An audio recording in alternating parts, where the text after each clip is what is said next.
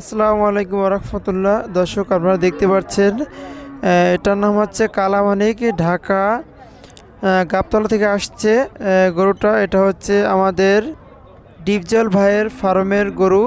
এটা ঢাকা গাবতলা থেকে আসছে। গরুটা অনেক সুন্দর লাগছে আমার কাছে।